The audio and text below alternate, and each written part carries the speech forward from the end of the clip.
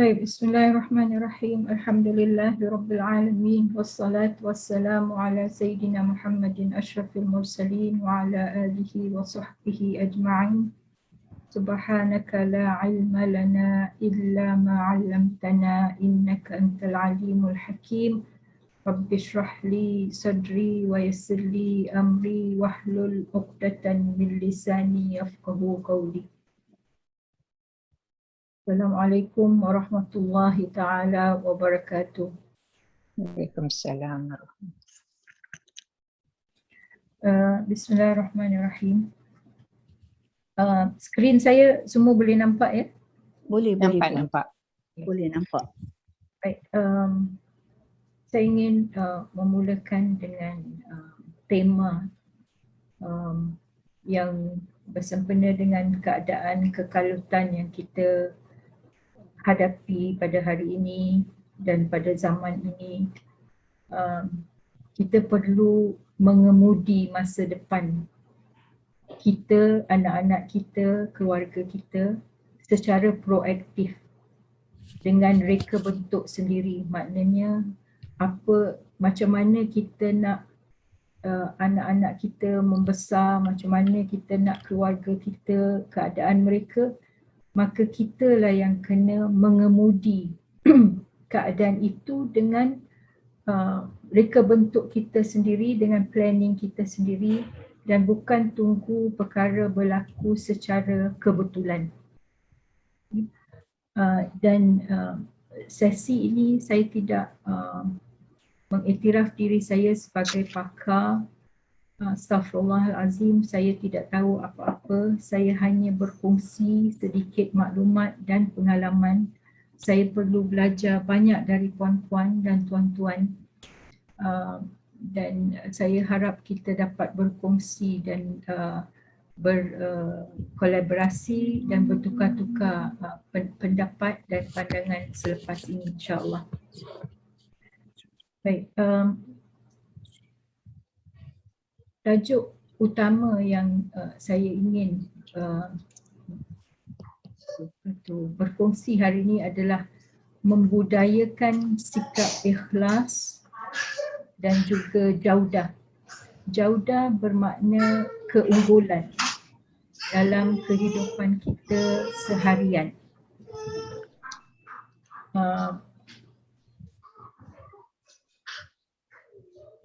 Maknanya kita menjadikan apa sahaja yang kita lakukan, sebelum kita lakukan itu kita buat muhasabah pada diri kita. Kita buat ini kerana apa ya? Kita melakukan ini kerana apa ya? Dan pastikan itu sikap dan semangat ikhlas itu dah jadi DNA kita, dah jadi darah daging kita. Kerana kita sentiasa muhasabah diri kita sebelum kita melakukan sesuatu. Yang kedua adalah jaudah, iaitu kualiti, keunggulan. Apa saja kita buat, kita akan buat sebaik-baik yang mungkin. Dan ini kita jadikan tema kehidupan kita seharian. Kenapa? Saya akan berkongsi selepas ini. Sebelum itu, saya ingin memohon izin untuk kita membacakan surah Fatihah kepada kedua ibu dan ayah saya, Hajar Rabia binti Ibrahim Uzair Ali dan Haji Ahmad bin Haji Osman, yang telah mendidik saya dan telah menjadikan saya apa keadaan yang saya sekarang ini. Mereka adalah penyebab dan sumber segala inspirasi dan ilmu saya. Al-Fatihah. Dan kita juga berikan Fatihah kepada kedua ibu bapa, puan-puan dan tuan-tuan sekalian. Al-Fatihah. A'udzubillahi minasyaitanirrajim. Bismillahirrahmanirrahim. Alhamdulillahirabbil alamin. Arrahmanirrahim. Maliki yaumiddin. Iyyaka na'budu wa iyyaka nasta'in. Ihdinas siratal mustaqim. Siratal ladzina an'amta 'alaihim ghairil maghdubi 'alaihim waladdallin. Amin. Saya mulakan perkongsian saya dengan suatu syair daripada penyair Arab yang terkenal bernama Hafiz Ibrahim. Syair itu berbunyi begini ya. Al-ummu madrasatun idza a'dadtaha a'dadta sya'ban tayyib al-a'raq. Al-ummu rawdun in ta'ahadahu al-haya birrayq awraq ayyama iraqi. Al-ummu ustazul asatizati al-ula شغلت مآثرهم مدى الآفاق. A mother is a school. Preparing her is like preparing a good nation. A mother is a garden. If rained regularly, it will grow fertile, and if adopted with caring and love, she will be a perfect caring person. A mother is the master of teachers who are famed with good morals and act. Seorang ibu adalah sekolah. Mempersiapkannya samalah seperti mempersiapkan bangsa yang baik. Seseorang ibu adalah sebuah taman. Jika hujan secara teratur, akan tumbuh subur, dan jika diasuh dengan perhatian dan cinta, dia akan menjadi orang yang peduli dengan sempurna. Seorang ibu adalah seorang maha guru yang terkenal dengan akhlak dan perbuatan yang baik.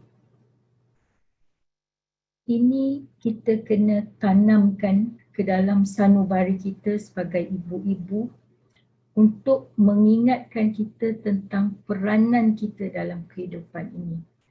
Kenapa Allah Subhanahu Wa Taala menciptakan kita?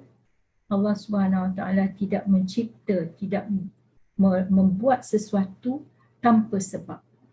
Jadi kita bertanggungjawab untuk memastikan anak zuriat kita adalah zuriat yang akan memanfaatkan bangsa, dan kita kena sentiasa, ini suatu jihad yang sehingga kita masuk ke liang kubur kita akan terus berjihad untuk memastikan ini.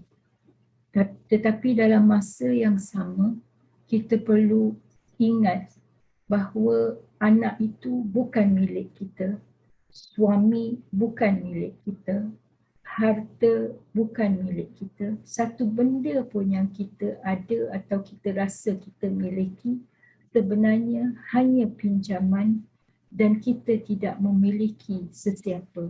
Oleh itu, kita hanya dapat mencuba dan berusaha ke arah yang terbaik. Natijahnya akan ditentukan oleh Allah Subhanahu Wa Taala. Membudayakan itqan, ikhlas dan kecemerlangan di dalam semua urusan.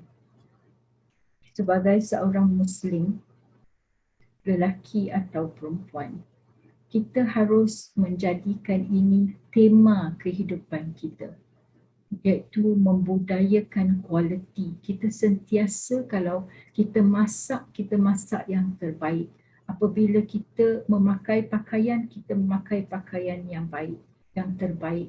Kita mendidik anak kita, kita beri pendidikan yang terbaik. Segala benda kita lakukan dengan precision, dengan itqan adalah kalimah bahasa Arab yang membawa maksud quality, precision, dan ikhlas, itqan, ikhlas dan kecemerlangan itu apabila kita melakukan sesuatu dengan itqan dan ikhlas kerana Allah Subhanahu Wa Taala, kecemerlangan itu akan datang sendirinya di dalam semua urusan. Mari kita bersama cuba memahami dan menghayati erti kata dan konsep itqan. Apabila kita menceritakan tentang Islam dan kualiti, Islam sebenarnya merangkumi semua aspek kehidupan dan keperluan seharian manusia. Jadi tidak ada bicara, tidak ada ruang untuk sesiapa pun mengatakan, oh kenapa nak bawa agama dalam semua benda? Agama ketepikan dulu, ini kita bercakap tentang sekian-sekian. Jangan masukkan agama dalam semua benda. Itu adalah satu fikiran atau percakapan yang salah, kerana kita diciptakan daripada awal oleh Allah Subhanahu Wa Taala dengan agenda yang tertentu, dengan kehendak Allah Subhanahu Wa Taala daripada kita adalah pasti, iaitu kita diciptakan kerana untuk menjadi hamba Allah dan khalifah Allah.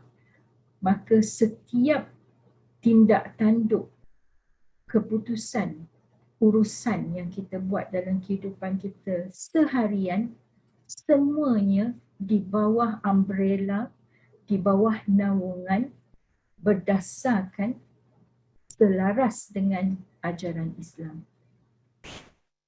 Islam mengajar kita untuk committed dan bertanggungjawab dalam menggambarkan dan menangani realiti kehidupan. Maknanya apabila kita membuat sesuatu, kita mestilah melakukannya dengan sepenuh hati, bukan terpaksa. Kita committed.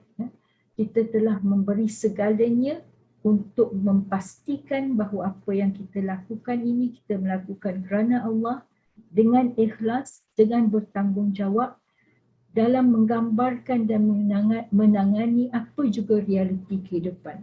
Kerana kehidupan ini adalah realiti, dia bukan khayal. Maka disebabkan itulah kita kena sentiasa muhasabah seharian. 5 kali satu hari Allah Subhanahu Wa Taala menjemput kita. Kita dijemput tu sebab ada azan.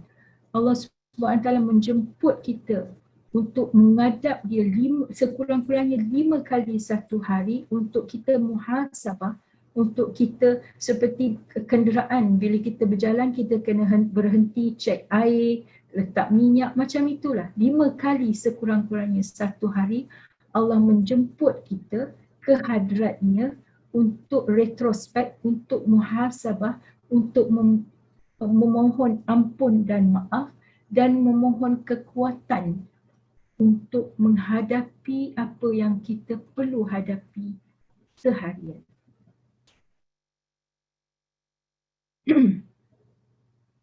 Allah Subhanahu Wa Taala menyebut di dalam surah Ali Imran ayat 190 hingga 191, A'udzu billahi minasyaitonir rajim.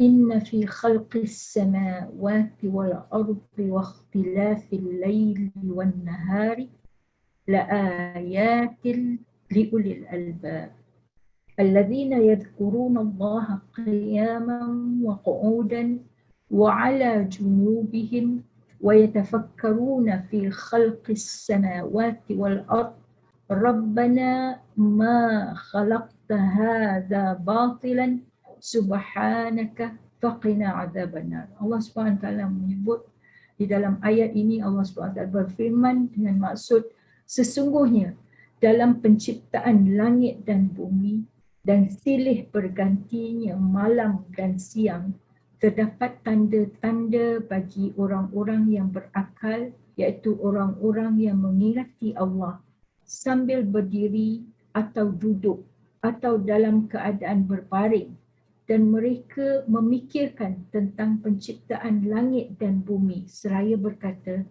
Ya Tuhan kami, tiadalah Engkau menciptakan ini dengan sia-sia. Maha suci Engkau, maka peliharalah kami dari seksa neraka. Pastinya tuan-tuan dan puan-puan kita biasa melihat dan membaca ayat ini. Kita biasa mendengar ceramah dan nasihat tentang ayat ini. Tetapi oleh kerana ad-dinu nasihah, agama itu adalah nasihah, kerana dan manusia itu dinamakan insan kerana dia banyak lupa, daripada kalimah nasia. Kita kena sentiasa mengingatkan diri kita bahawa tidak ada apa-apa yang Allah SWT cipta di dunia ini diciptakan dengan sia-sia. Dan dalam ayat ini juga Allah SWT menyuruh kita, memerintahkan kita untuk sentiasa ta'ammul, ya, merenung, melihat, mengkaji tentang ciptaan Allah Subhanahu Wa Taala, sama ada langit dan bumi, sama ada tentang silih bergantinya malam dan siang. Ini semua Allah Subhanahu Wa Taala menyebutkan bahawa ia adalah tanda-tanda kebesaran Allah Subhanahu Wa Taala, tetapi untuk siapa? Orang yang berakal. Kalau tidak, kita hanya take it for granted. Kita bangun setiap hari and we start our day seperti biasa, as per normal. Tak ada apa-apa, okay, hari ni macam mana, hari ni sama je macam semalam, esok macam mana, insyaAllah macam itulah.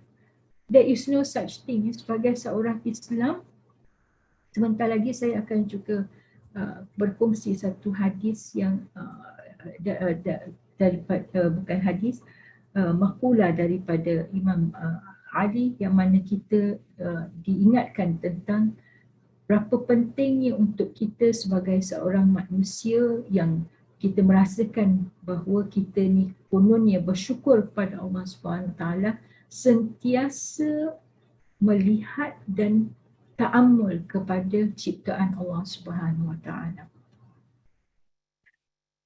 Dan Islam melarang kita dari melibatkan diri di dalam isu dan topik yang tidak produktif dan sia-sia.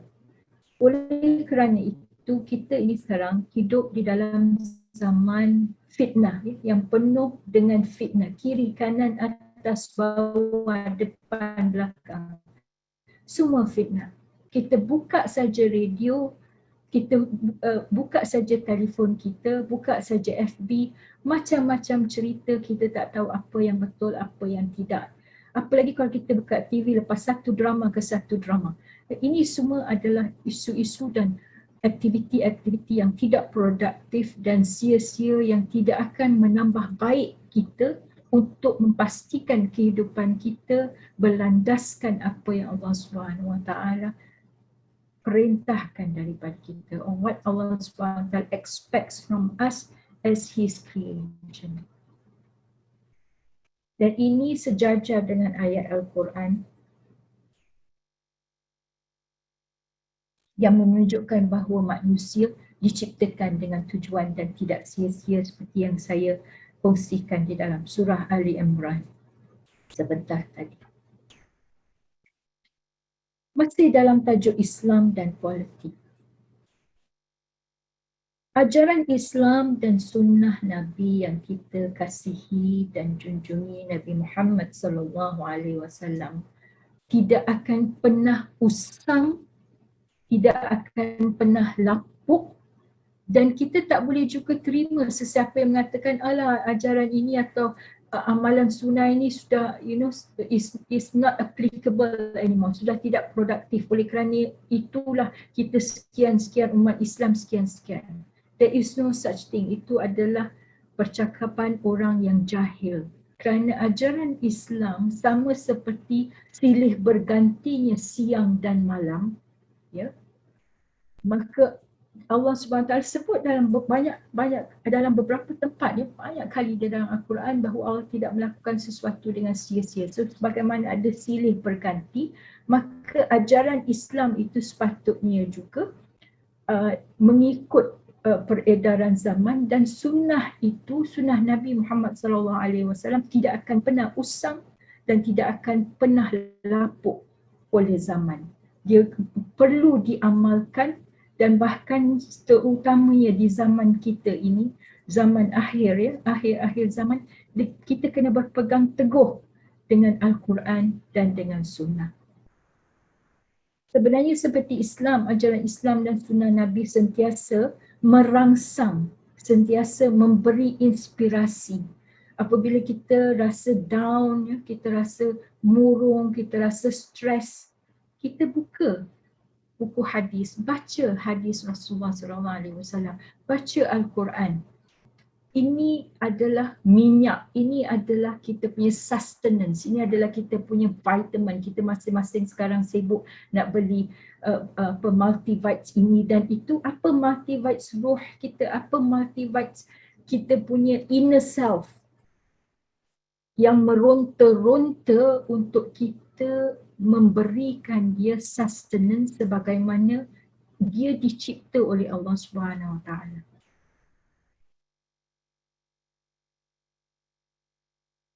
Satu hadis daripada Aisyah radhiyallahu taala anna Nabi sallallahu alaihi wasallam qala inna Allah yuhibbu idza amila ahadukum amalan an yutqinahu.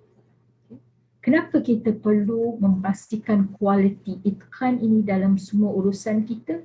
Ini berdasarkan hadis yang diriwayatkan oleh Sayyidatina Aisyah radhiyallahu taala anha. Dia mengatakan Rasulullah SAW pernah bersabda, Allah suka melihat seseorang yang melakukan pekerjaan dengan itqan. Apabila dia buat apa juga dia buat dengan penuh precision, dengan sebaik-baik yang mungkin. Sekiranya kita mempertimbangkan ruang lingkup Islam yang luas sebagai cara hidup yang komprehensif, yang memenuhi keperluan manusia, baik dalam kehidupan semasa ataupun untuk hari akhirat kita nanti, kita akan mendapati bahawa Islam membahas konsep itqan dan jaminan kualiti secara implisit dan eksplisit. Dalam semua aspek, Allah Subhanahu Wa Taala menyuruh kita, menyarankan kepada kita untuk melakukan apa juga pekerjaan kita, apa juga urusan kita dengan itqan dan jaudah.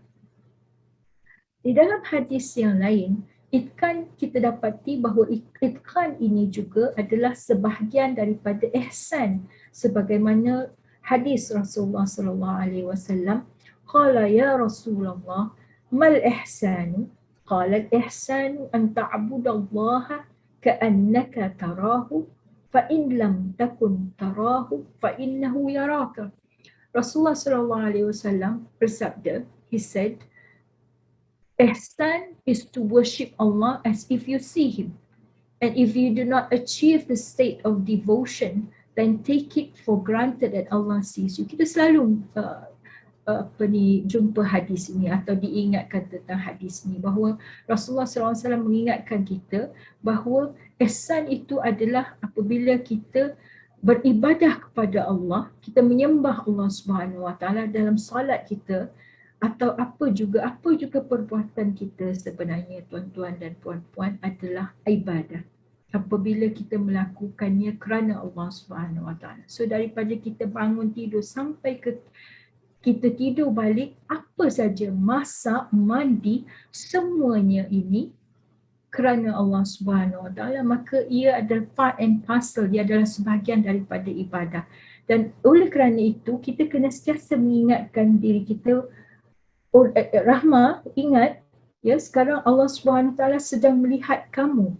Ya, kamu tak dapat tengok Allah Subhanahu Wa Taala, tapi ingatlah bahawa apa saja tindakan, percakapan kamu sedang diperhatikan, sedang dimuhasabahkan oleh Allah Subhanahu Wa Taala. Oleh kerana itu, bila kita sentiasa mengingatkan fakta ini, kita akan sentiasa beringat apabila sebelum kita melakukan sesuatu perkara, sebelum kita menyebut sesuatu, sebelum kita memulakan apa juga urusan. Konsep itqan dan ihsan berkait rapat dengan konsep ikhlas. Maka sekiranya kita sebagai individu atau organisasi ikhlas dalam usaha kita untuk mencapai tujuan dan objektif kita, maka ini seterusnya akan membantu kita dalam mencapai itqan dan ihsan. Kerana Allah SWT menjanjikan ganjaran yang setimpal bagi mereka yang memastikan pekerjaan atau urusan mereka dapat dilaksanakan dengan ihsan. Dalam surah Ar-Rahman, qala Allah Subhanahu wa taala, a'udzubillahi minasyaitonir rajim, hal jazaa'ul ihsani illa al-ihsan. Bukankah tidak ada balasan bagi amal yang baik melainkan balasan yang baik juga.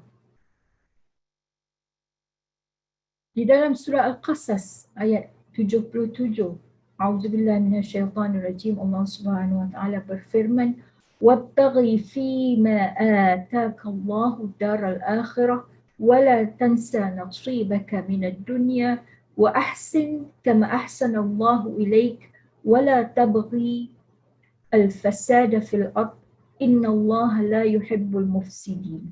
Dan carilah pada apa yang telah dianugerahkan Allah kepada kamu, kebahagiaan negeri akhirat, dan janganlah kamu melupakan bahagianmu dari kenikmatan duniawi dan berbuat baiklah kepada orang lain sebagaimana Allah telah berbuat baik kepada kamu, dan janganlah kamu berbuat kerosakan di muka bumi ini, sesungguhnya Allah Subhanahu wa taala tidak menyukai orang-orang yang berbuat kerosakan.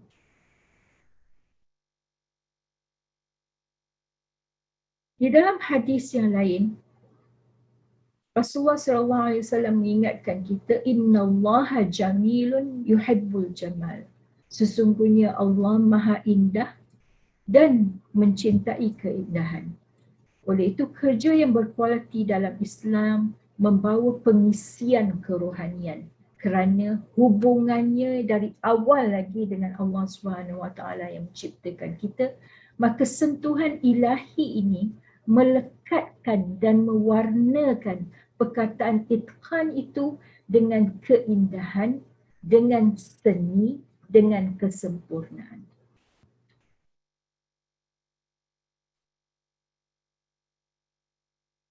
Tuan-tuan dan puan-puan, ibu bapa sekalian, kita memainkan peranan sebagai duta ya kepada junjungan Nabi Muhammad kita, Muhammad sallallahu alaihi wasallam di dunia ini.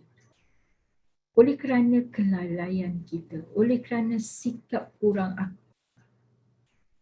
kekurangan kita ya, dan tindakan yang tercela kita, Nabi kita sekarang ini dicela dan dihina di sana dan sini. Siapa yang bersalah? Kerana dunia di luar itu melihat tindak tanduk orang Islam, maka disangka tindak tanduk dan perbuatan kita, akhlak kita itu melambangkan perwatakan Nabi kita Muhammad SAW.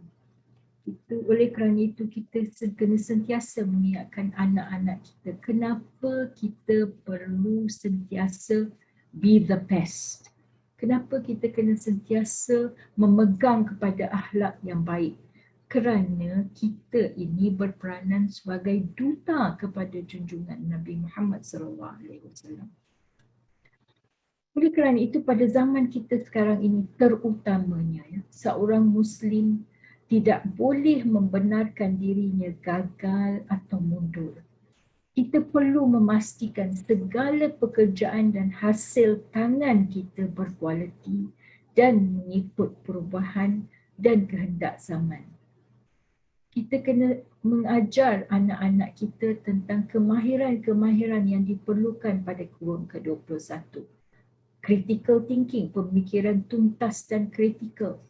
Kebolehan berkomunikasi, ramai orang yang tak reti bercakap. Bila dia bercakap, dia menyinggung orang. Kerana bahasa sekarang adalah bahasa SMS, bahasa WhatsApp. Jadi anak-anak kita sudah tidak tahu macam mana nak bercakap dengan orang yang lebih tua dari mereka. Kadang-kadang kita sesama kita pun sudah tak tahu. Jadi ini adalah sebenarnya salah satu daripada kemahiran yang amat diperlukan sekarang. Bukan dari sekarang saja, dari dahulu sampai ke akhir.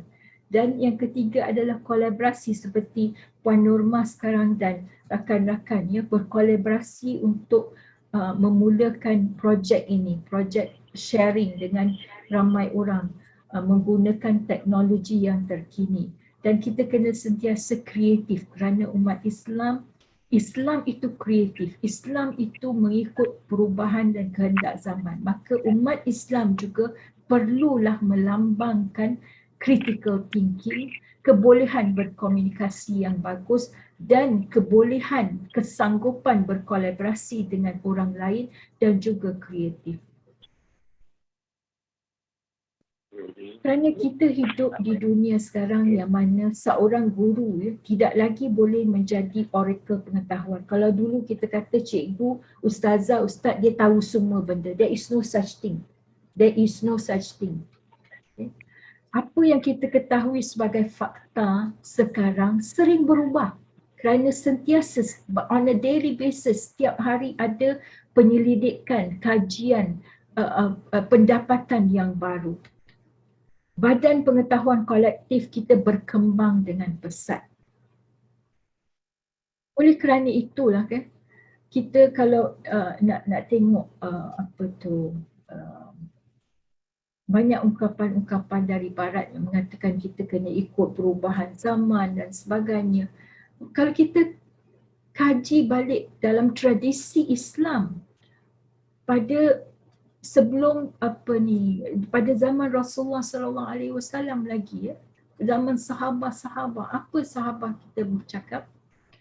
Ahsinu tarbiyata auladikum faqad khuliqu li jilin ghairi jilikum. Tingkatkanlah, perbaikkanlah cara anda mengajar anak-anak anda kerana mereka dilahirkan untuk generasi yang berbeza. Jadi kita tak boleh nak mengajar, membesarkan anak-anak kita seperti mana ibu bapa kita mengajar kita. Kerana cara itu sudah berbeza. Kita mesti menggunakan approach, pendekatan yang sesuai dengan generasi anak-anak kita. Di dalam ungkapan lain dari para sahabat apa yang dikatakan?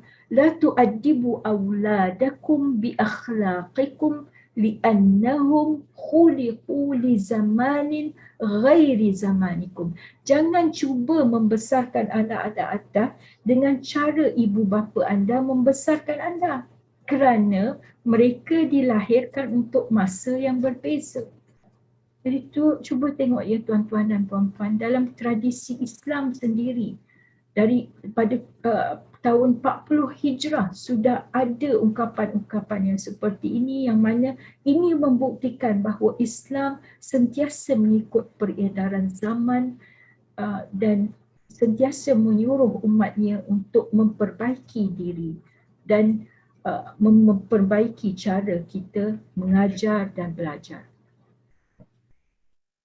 Topik seterusnya adalah macam mana ya kita nak mengenal diri sendiri dan memahami the bigger picture, gambaran yang lebih luas.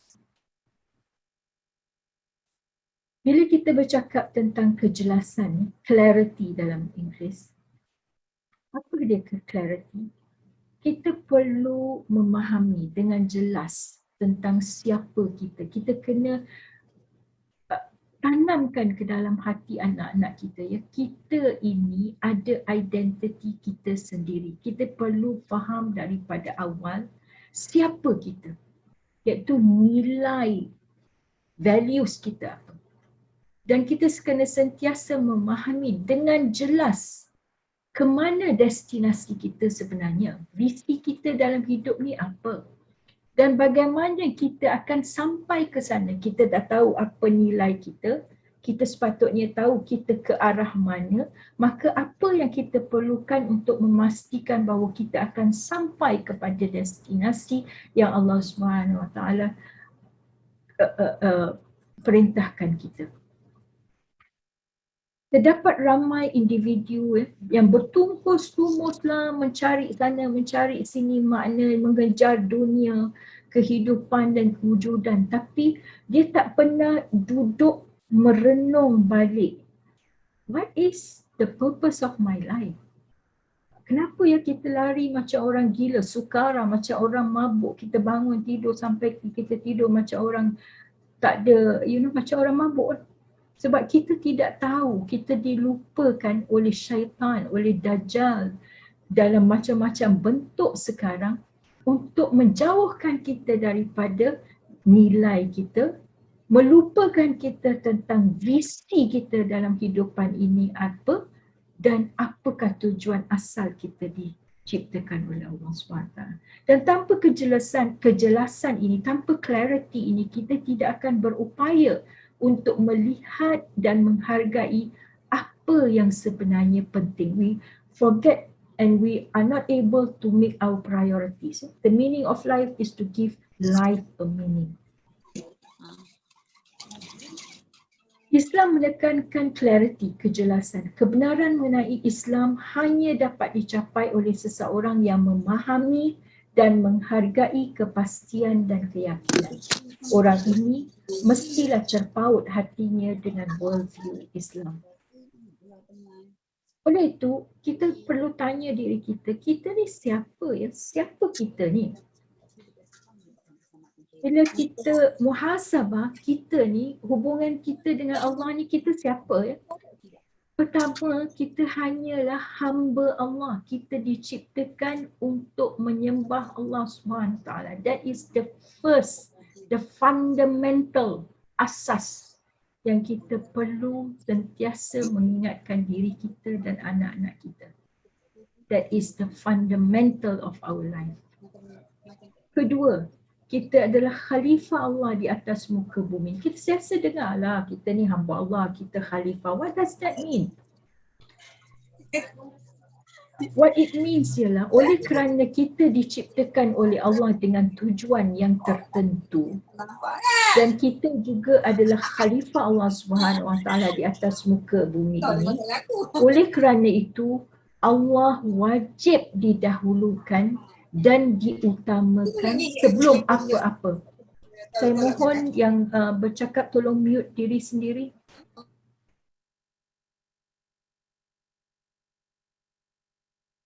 Apabila kita bercakap tentang siapa kita, iaitu siapa kita bila kita, when it comes to hubungan kita dengan Rasulullah SAW. Yang pertama, kita adalah ummah beliau. Apa maksudnya? Kita selalu kata, alah kita umat Rasulullah SAW. And that's it. What does it mean? Apa maknanya ya? Rasulullah sampai ke nafasnya yang terakhir dalam sakaratil maut, Rasulullah masih lagi menyebut ummati, ummati, ummati, umatku. Tetapi kita hanya word service, mulut kita cuma cakap kita umat Rasulullah. Tetapi adakah kita mengamalkan sunnah Rasulullah SAW? Adakah kita benar-benar mencintai Rasulullah SAW? Adakah kita hidup berdasarkan prinsip dan ajaran Rasulullah SAW? Macam mana ya kita sebenarnya perlu malu ya, kita nak minta syafaat dari Rasulullah SAW. Kita tanya pada diri kita sendiri dalam satu hari, berapa banyak selawat yang kita baca? Nak dapat syafaat yang macam mana?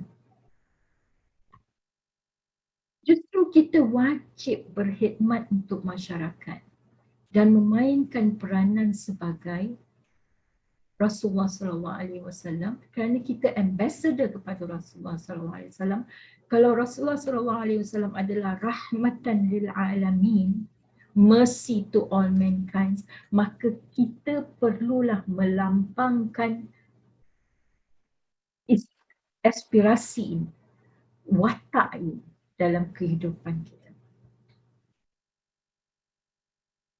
An Ibn Umar radhiyallahu anhuma qala akhadha Rasulullah sallallahu alaihi wasallam bimankibi faqala kun fid dunya ka'annaka gharibun aw 'abiru sabil.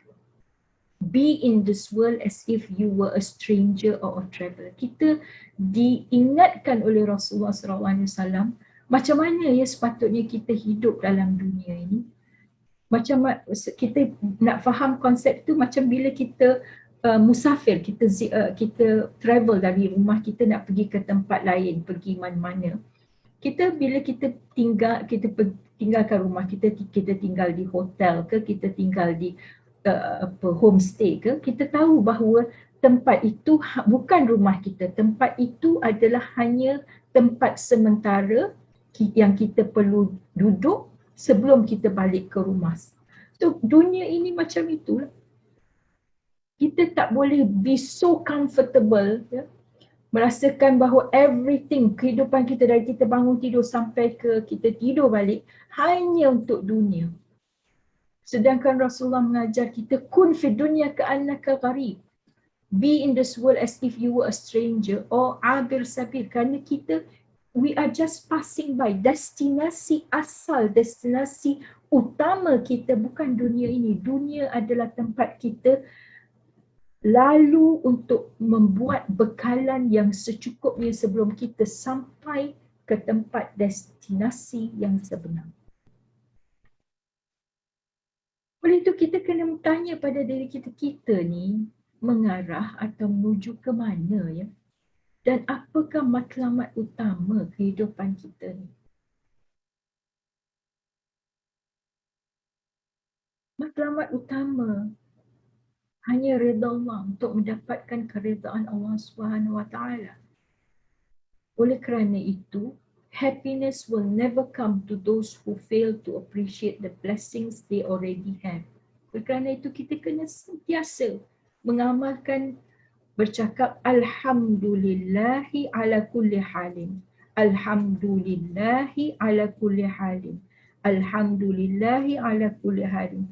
Kita bersyukur kepada Allah SWT ala kulli hal, kepada apa juga hal, sama ada baik atau tidak. Kita berkata, kalau orang tanya kita, Alhamdulillah. Baik ke tak baik, Alhamdulillah. Kerana yang menjadikan perkara itu baik atau tidak berlaku pada kita siapa? Allah Subhanahu Wa Taala. Dan Allah Subhanahu Wa Taala mengatakan di dalam Al-Quran, Laisa bizzallamin lil ibad. Allah tidak akan pernah zalim kepada hamba-Nya. Maka kalau perkara tidak baik berlaku kepada kita, mestilah ada sebab, mestilah ada lesson that we should learn. Mestilah ada pengajaran yang kita perlu ambil, iktibar yang kita perlu ambil.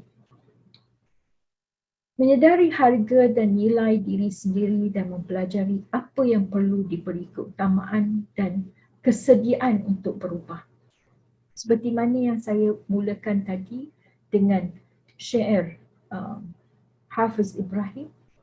Kalau kita tahu seorang ibu tu adalah sekolah, macam mana kita nak jadi sekolah kalau kita sendiri tidak membekalkan diri kita sendiri dengan ilmu yang secukupnya? Macam mana kita nak menjadi taman kalau kita sendiri berserabut? Macam mana kita nak jadi maha guru apabila akhlak dan perbuatan kita tidak dapat dicontohi oleh anak-anak kita? Oleh itu, kita perlu fokus. Sebab kita hidup dalam zaman yang macam, betul, macam mabuk. Kita tak tahu ke arah mana serabut. Kita kena tahu bila nak kena fokus. Kerana bila kita tidak fokus, kita lupa apa yang penting dan apa yang lebih penting. Seharian kita dilalaikan dengan pencuri masa. Apa dia? Apa penyebab pencuri masa? Yang pertama adalah kita sendiri. Kita tidak merancang dengan baik, perancangan yang lemah.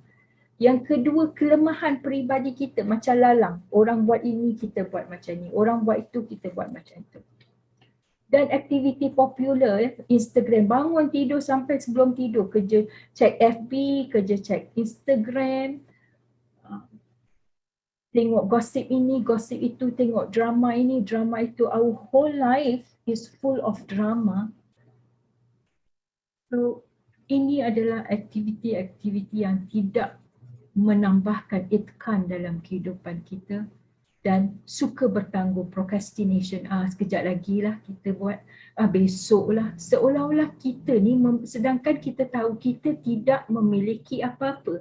Masa yang kita ada adalah hanya sekarang. Kita tidak ada sekejap lagi. Kita tak ada esok itu, kita tak ada garanti. Yang kita ada adalah sekarang. Maka kita harus hentikan sikap suka bertangguh-tangguh. Ini adalah semua pencuri masa. Oleh kerana itu, itqan ialah melakukan perkara yang betul kali pertama setiap kali. Is doing the right things right the first time, every time.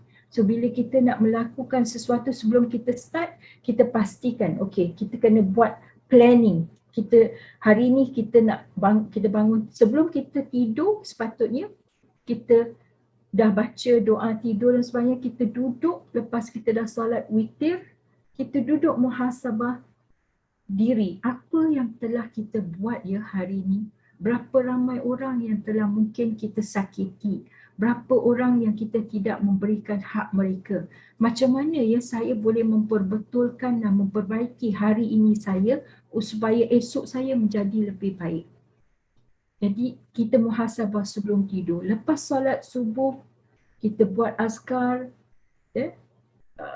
kita muhasabah diri kita lagi sebelum solat subuh, kita dah solat tahajud. Itu adalah semua kekuatan, itulah semua multivite seorang Islam. Dan kita buat planning, okey, hari ni oleh kerana saya dah pelajari semalam ada banyak benda yang saya perlu baiki, maka hari ni saya kena avoid, saya kena mengelakkan dari melakukan 1, 2, 3 dan saya perlu melakukan 1, 2, 3 dan sebagainya. Let passion be the driving force of your success. Buat apa saja, buat dengan sepenuh hati kerana cinta kita kepada Allah Subhanahu Wa Taala dan cinta kita kepada Rasulullah Sallallahu Alaihi Wasallam. Kalau tidak, kita tidak ada dedikasi dan kita tidak ada matlamat, ya.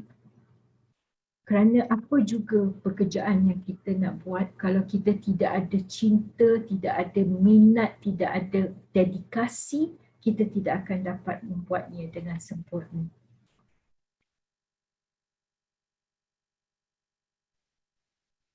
Dan kita perlu tanamkan kepada diri kita dan anak-anak kita bahawa apa sahaja yang, there is nothing beyond the Muslims, ya.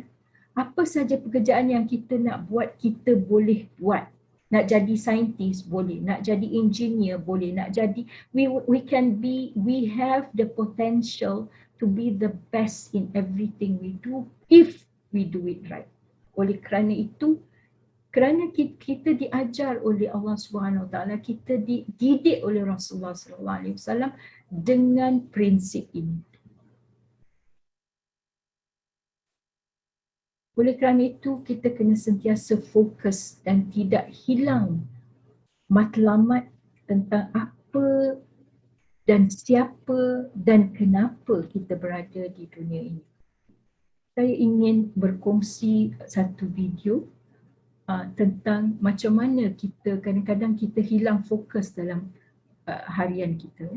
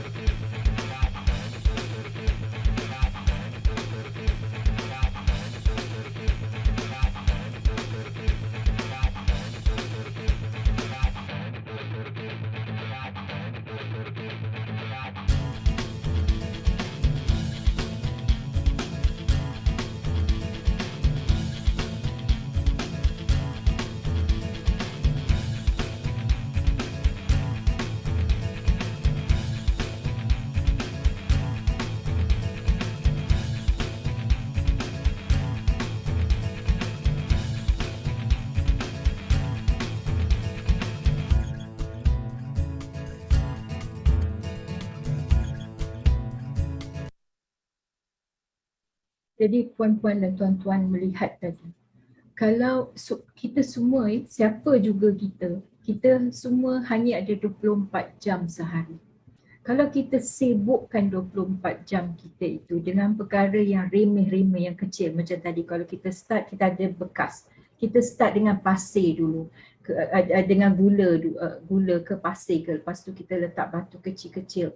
Ini semua benda-benda yang remeh lah, benda-benda yang datang from all over. Lepas tu baru kita nak letak, barulah kita nak concentrate on benda-benda yang mustahak, yang perlu kita sebenarnya selesaikan pada hari itu. Apa yang berlaku?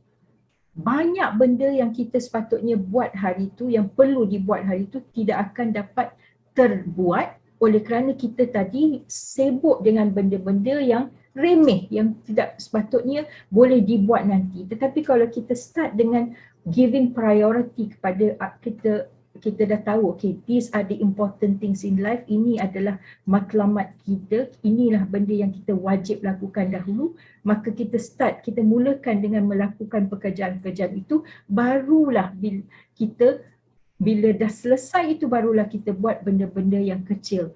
Maka dua bekas sama, dua bekas yang sama, tapi cara yang pertama kita sibuk dengan benda kecil-kecil, baru nak buat yang besar. Satu lagi kita start dengan benda yang besar-besar, barulah kita dapat masukkan ruang yang kecil-kecil, dan bekas itu dapat menampung semua benda sebenarnya yang kita nak lakukan daripada awal tadi. Saya juga ingin berkongsi satu ungkapan daripada Alvin Toffler, Sifu, kurun ke-21. Apa dia kata?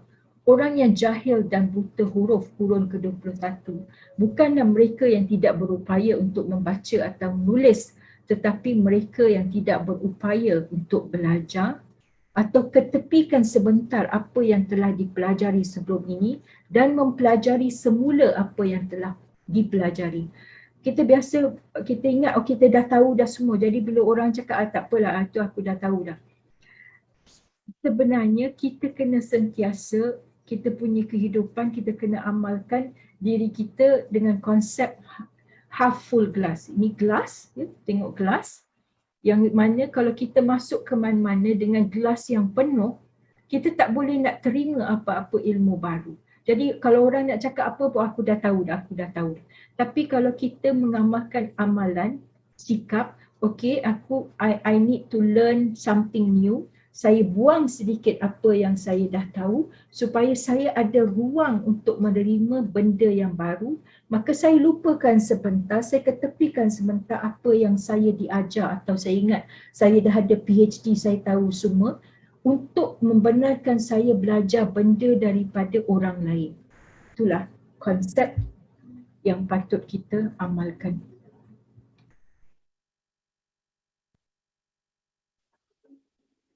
Ini ungkapan daripada Imam Ali. Apa Imam Ali kata?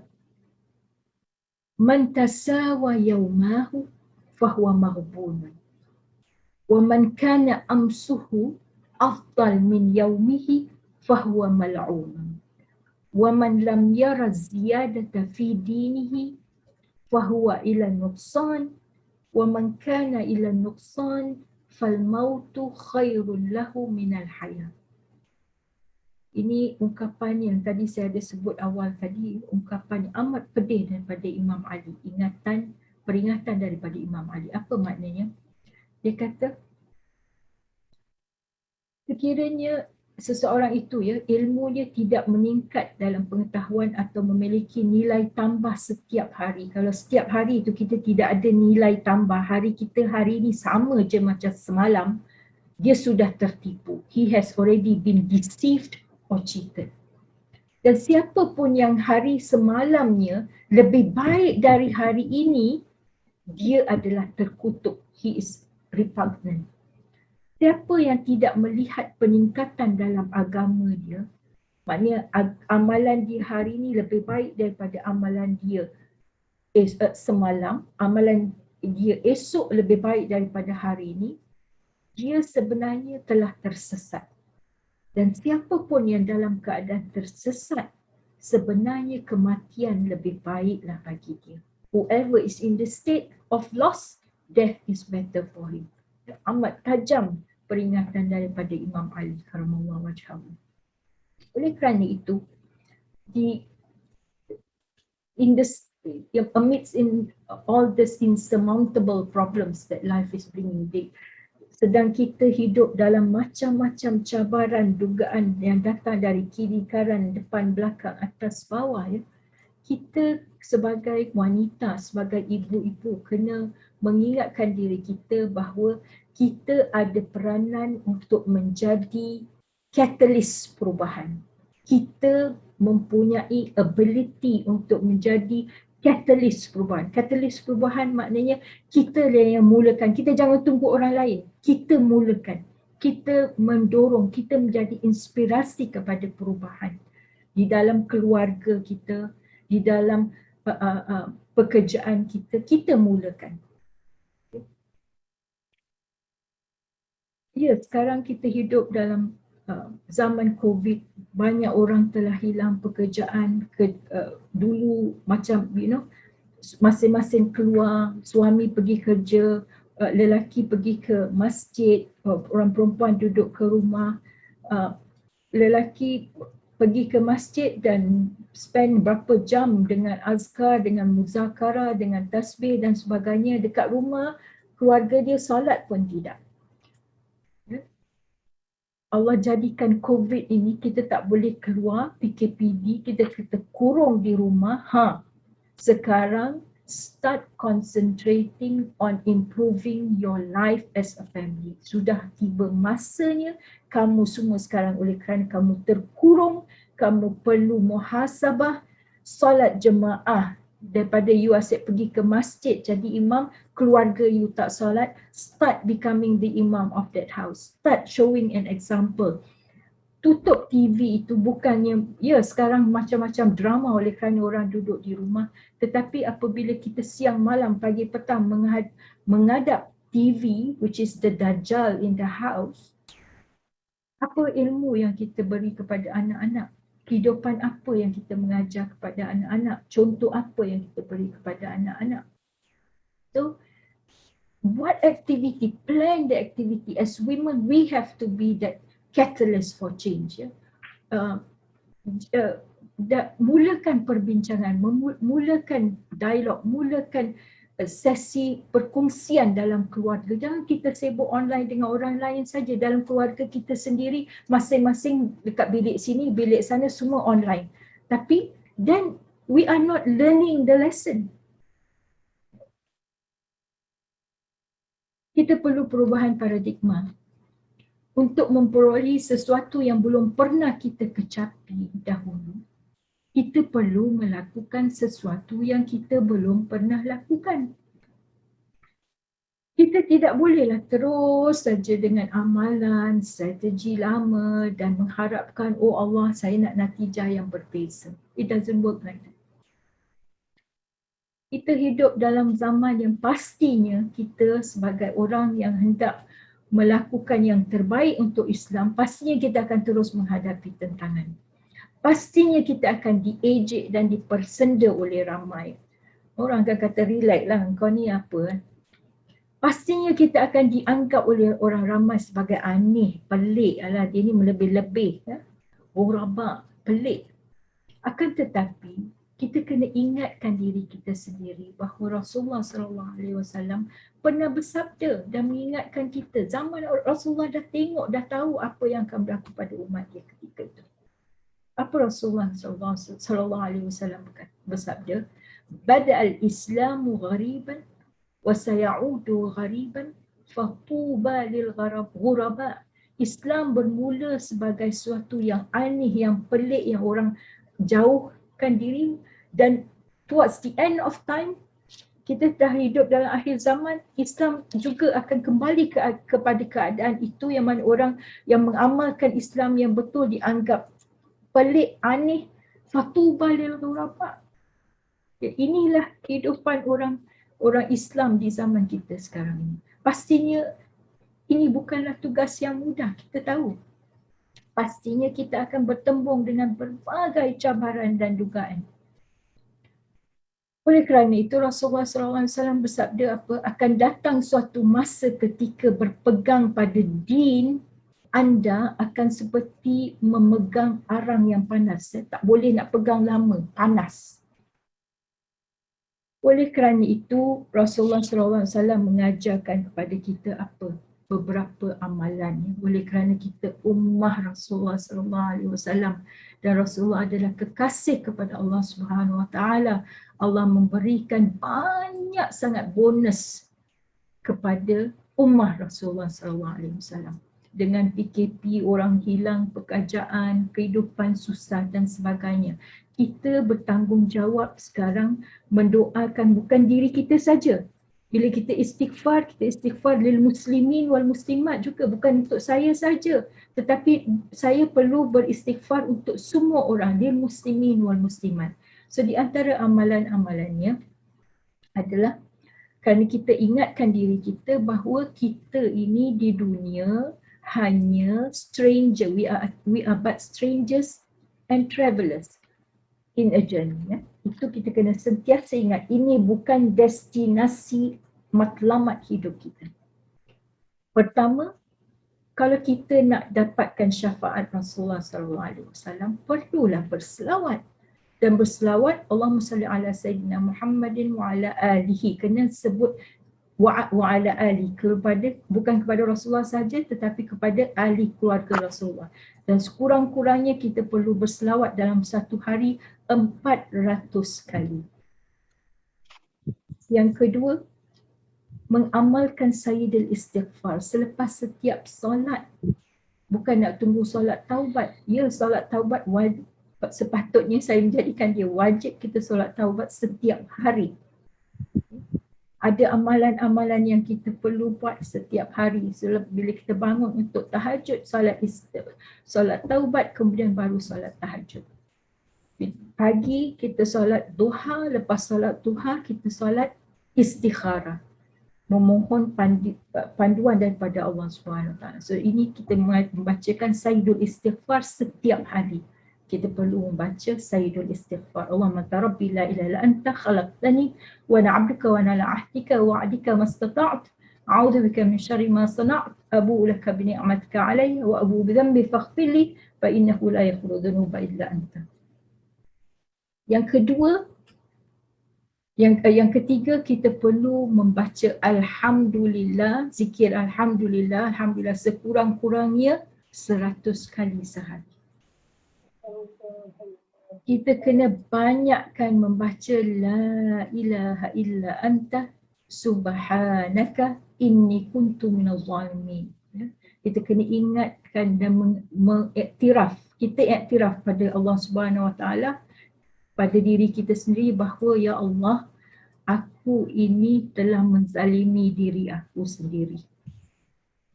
Aku mengaku aku sendirilah yang telah menzalimi diri aku sendiri. Maka ampunkanlah aku. Kemudian amalan setiap selepas salat. Membaca hasbiyallahu wa ni'mal wakil, ni'mal maula wa ni'mal nasir 11 kali. Kita baca zikir ini hasbiyallahu wa ni'mal wakil, ni'mal maula wa ni'mal nasir, yang mana kita we are declaring, ya, kita mengiktiraf bahawa aku ni tidak ada apa-apa kekuatan, ya. Aku menyerahkan segalanya kepada Allah. Hasbi Allah, cukuplah aku ada Allah. Wa ni'mal wakil, dan cukuplah bahawa aku menyerahkan segalanya kepada Allah Subhanahu Wa Taala. Ni'mal maula, kerana Allah Subhanahu Wa Taala adalah sebaik-baik Tuhan, sebaik-baik Rabb. Wa ni'mal nasir, dan sebaik-baik tempat kita bertawakal dan sebaik-baik tempat kita memohon bantuan, nasir. 11 kali selepas setiap solat. Sambung dengan subhanaka la ilma lana illa ma 'allamtana innaka antal alimul hakim. Subhanaka, kita mengiktiraf, mengakui bahawa aku ni tidak ada ilmu kecuali apa yang Allah Subhanahu Wa Taala berikan kepada aku. Dan hanya Allah Subhanahu Wa Taala lah yang maha mengetahui dan maha bijaksana. Jadi ini mengingatkan kita bahawa kita sebenarnya tidak tahu apa-apa. Kita ni bodoh, kita tidak memiliki apa-apa ilmu, kita tidak memiliki apa sahaja pengetahuan. Kecuali apa yang Allah benarkan kita tahu, benarkan kita ingat, benarkan kita lakukan.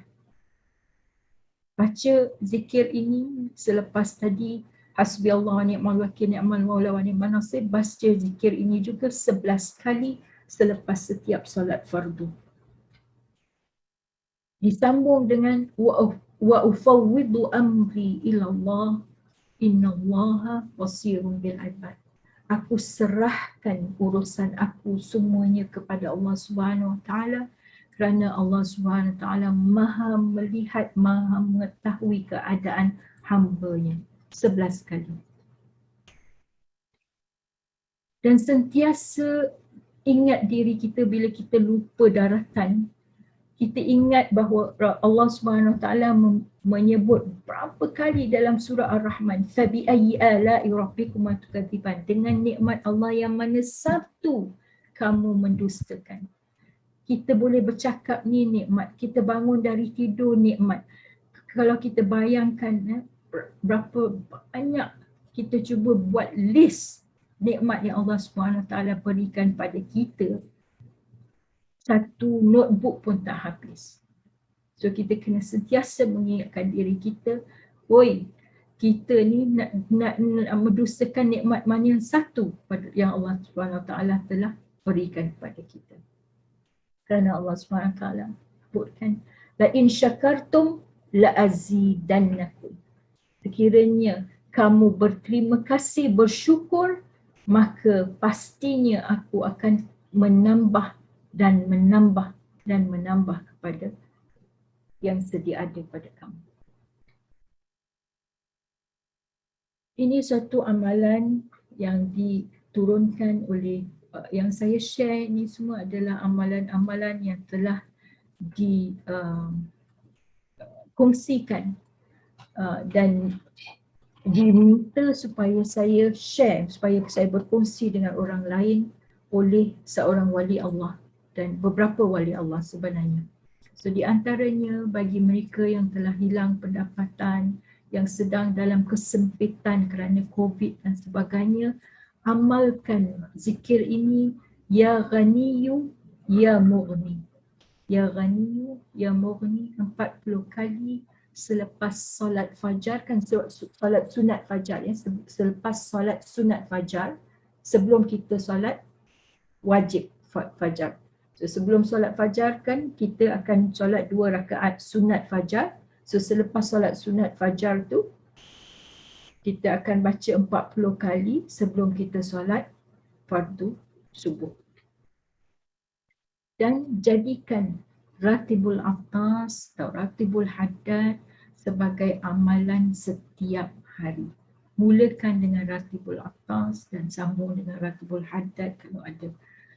Jadikan ini amalan setiap hari. Ini adalah kita punya multivites to survive in the zaman yang mana Dajjal sudah keluar, kita sudah berada di akhir zaman, supaya kita tidak jadi mabuk, tak tahu ke arah mana kita nak pergi.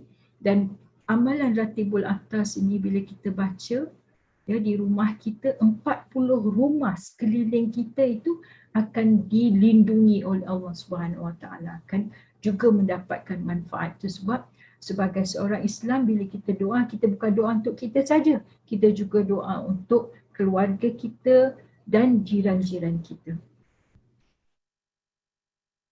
Sayyidina Ali karamallahu wajhahu mengatakan, hiduplah di kalangan manusia sedemikian rupa sehingga jika anda mati, mereka akan tangisi kematian anda, dan jika anda masih hidup, mereka mendambakan persahabatan anda.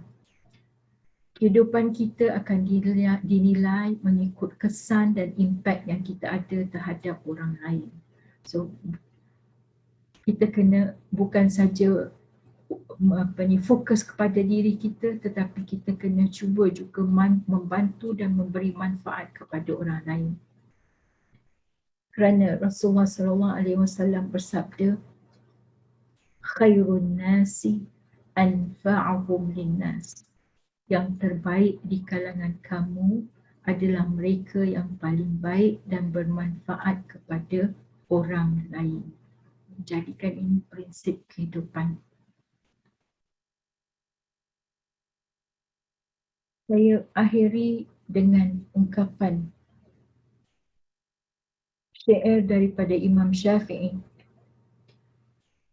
Na'ibu zamanana wal aibu fina wa ma li zamanina aibun siwana wa nahju dha zamani bighairi dhanbin walau nataqa zamanu lahajana wa laysa dhi'bu ya'kulu lahma dhi'bin wa ya'kulu ba'duna ba'dan ayana. Kita asyik menyalahkan masa, alah masa inilah ini. Sedangkan kesalahan sebenarnya ada pada kita. Kesalahan itu bukan pada masa, tapi kitalah yang bersalah. Kita asyik duk mencela dan menyalahkan masa, sedangkan keaiban itu ada pada diri kita. Sekiranya masa itu memiliki lidah, pasti masa itu telah memaki kita. Serigala tidak melahap jenisnya sendiri, sedangkan manusia saling melahap secara terbuka. Wallahu a'lam bishawab. Terima kasih. Assalamualaikum warahmatullahi taala wabarakatuh.